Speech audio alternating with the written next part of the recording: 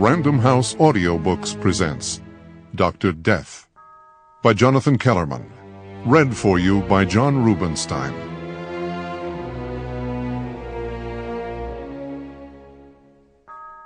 Dr. Death.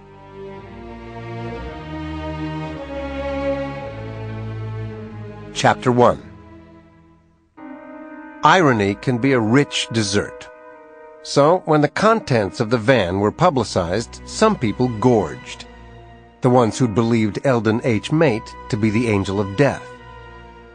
Those who'd considered him mercy personified grieved.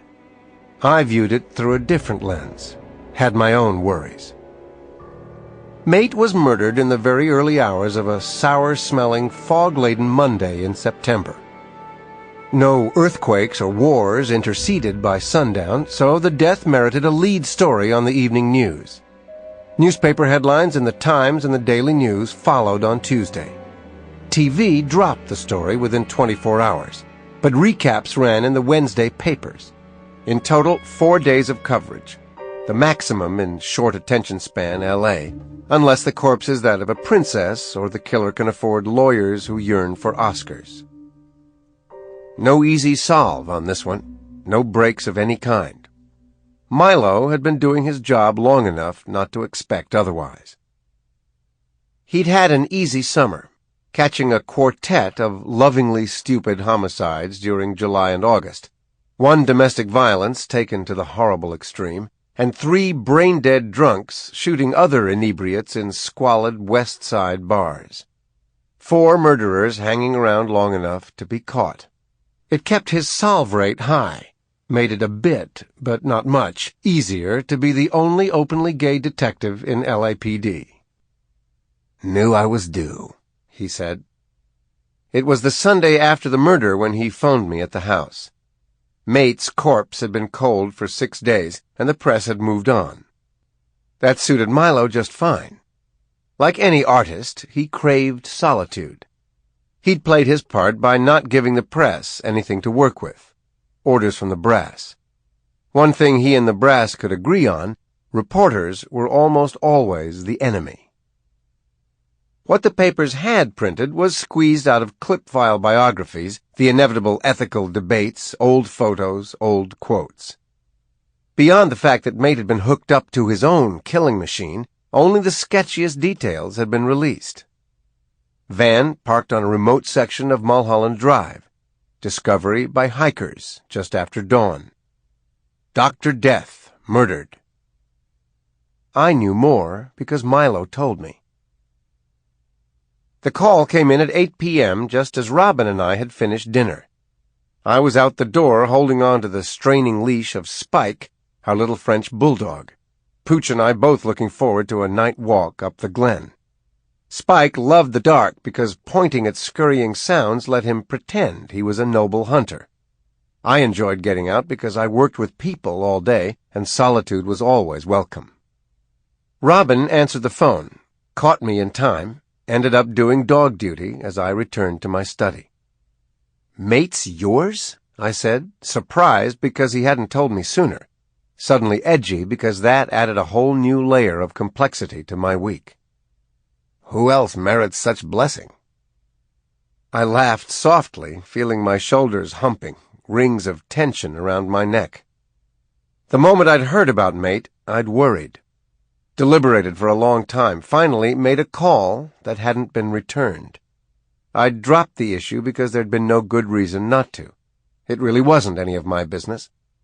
Now, with Milo involved, all that had changed. I kept the worries to myself. His call had nothing to do with my problem. Coincidence, one of those nasty little overlaps. Or maybe there really are only 100 people in the world.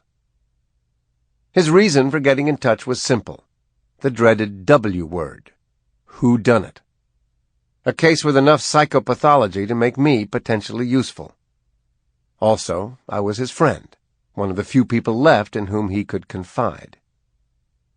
The psychopathology part was fine with me. What bothered me was the friendship component. Things I knew but didn't tell him. Couldn't tell him. Chapter 2. I agreed to meet him at the crime scene the following Monday at 7:45 a.m.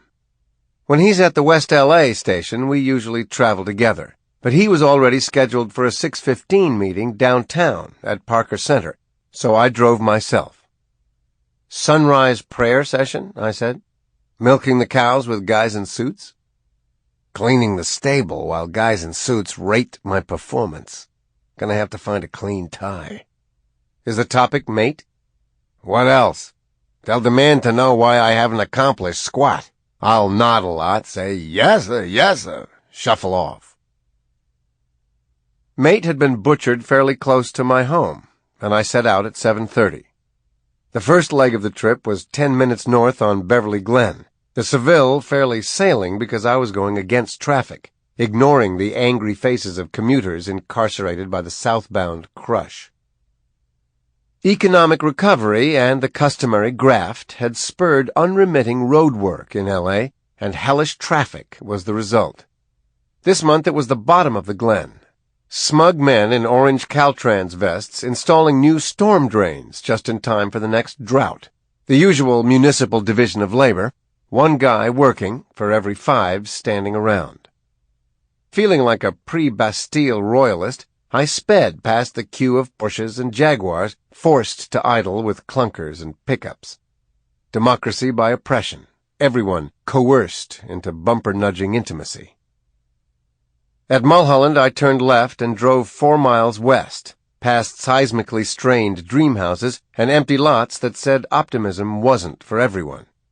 The road coiled, scything through weeds, brush, saplings, other kindling, twisted upward sharply and changed to packed ochre soil as the asphalt continued east and was renamed Encino Hills Drive.